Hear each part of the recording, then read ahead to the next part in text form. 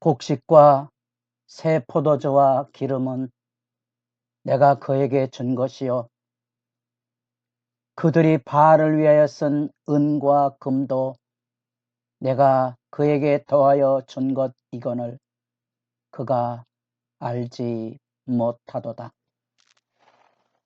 거룩한 새벽의 기도자 여러분, 주님을 만나는 일에 영광이 있어 그 말씀 앞에 엎드릴 수 있는 진실함, 그 말씀 앞에 참회할 수 있는 정직함, 오직 예수 이름으로서만 새벽을 일어서는 영광의 새 빛이 주 안에서 날마다 새롭기를 소망합니다. 오늘 우리가 읽어갈 하나님의 말씀은 호세아 2장 1절에서 13절까지의 말씀으로서 하나님의 심판의 의미를 결혼이라는 이런 언약적인 관계 속에서 아내의 존재 의미,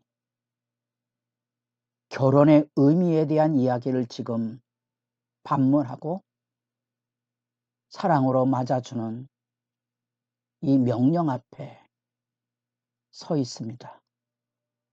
1장을 진지하게 읽어보셨습니까? 그 말씀 앞에서 우리가 만나는 것은 이제 이 울부짖음의 혼란입니다. 아니, 선지자가 부정한 여인을 아내로 삼고 선지자가 자녀들에게 저주의 이름을 지어 주어야만 되는가? 혼란스럽죠? 여러분,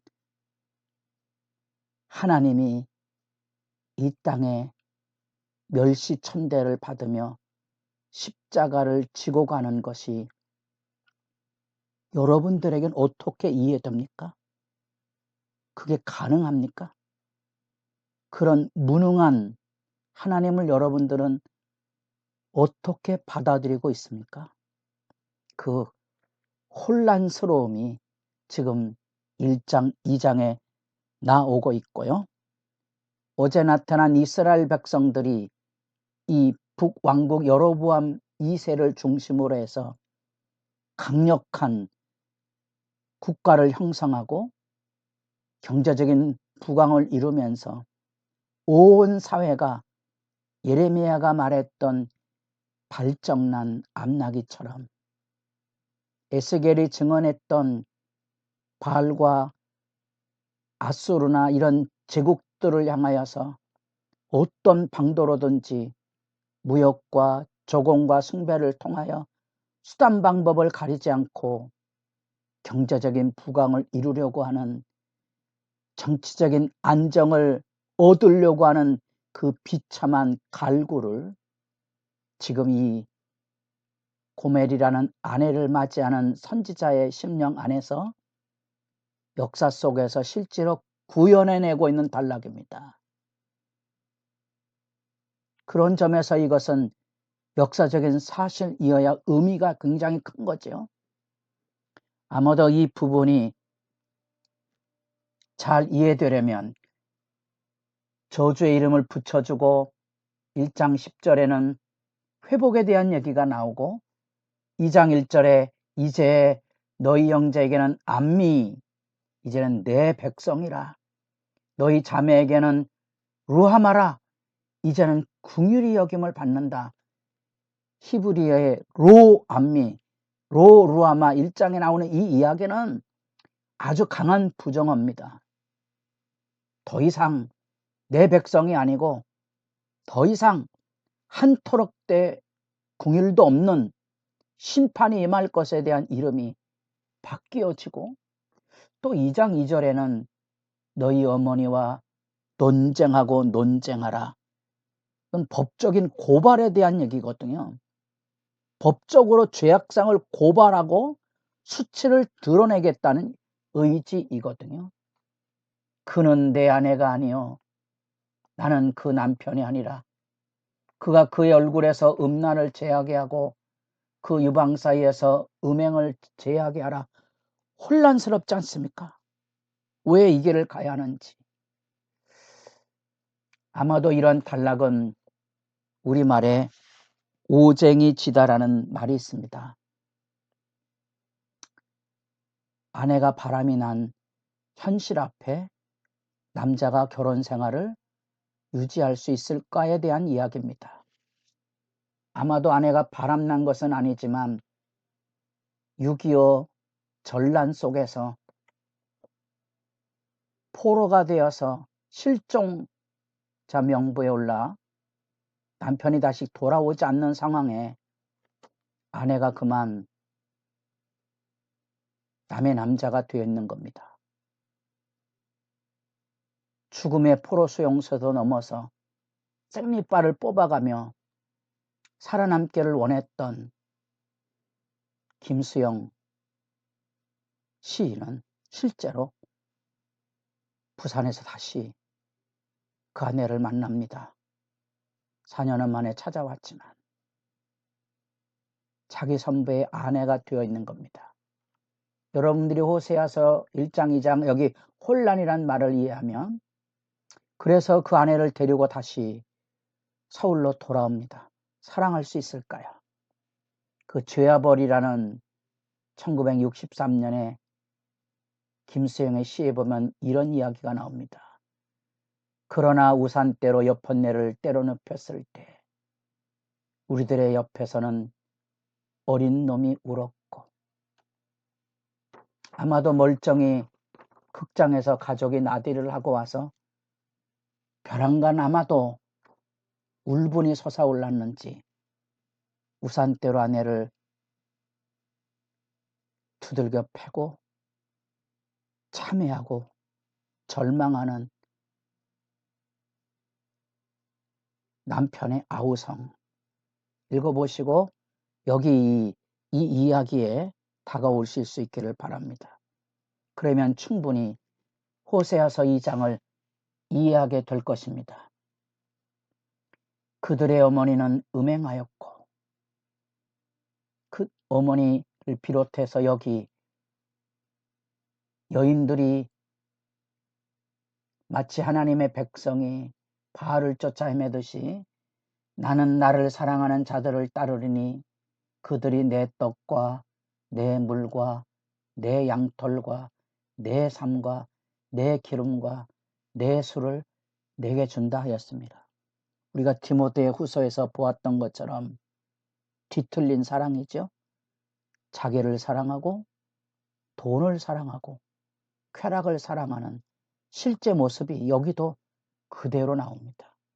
슬픈 이야기는 그들이 바알에게 또는 이방 제국에게 외교적인 구걸을 하고 조공을 바치고 그들의 신을 수입하며 그 이방신을 숭배하는 그런 모습들을 지켜보며 곡식과 세포도 주는 하나님이 하나님 백성에게 준 것인데 그들이 그것을 바알에게 그것을 드렸다는 겁니다.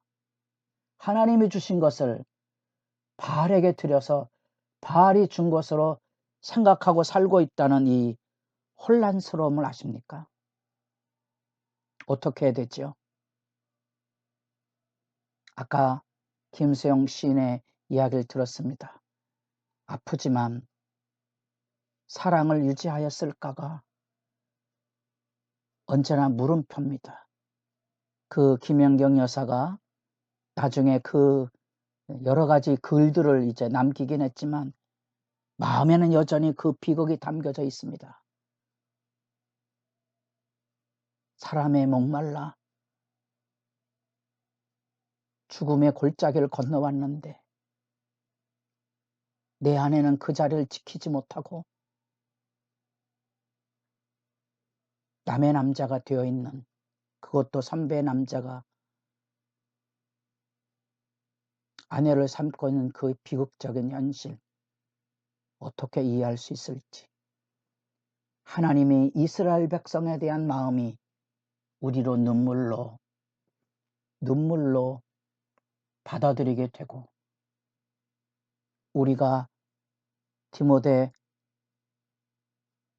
우서에서 만나는, 전서에서 만나는 바울의 마지막 절규 가운데 하나, 그리스도께서 우리 죄를 위하여 이 땅에 찾아오신 구원의 영광 앞에 내가 죄인의 괴수라고 거꾸로 져야만 됐던 바울의 심정의 의미, 우리가 이런 선지자들의 고발 앞에서 느끼는 수치와 부끄러움이고요. 이 이스라엘 백성들에게 바로 그것을 종교적인, 정치적인, 경제적인 이 쾌락의 욕망과 일신상의 평화를 위하여 하나님의 언약을 깨뜨리고선 그 수치, 아수르가 도와주겠습니까? 여러분, 미국이 도와주겠습니까? 중국이 도와주겠습니까? 그런 시대적인 현실의 아픔이지요.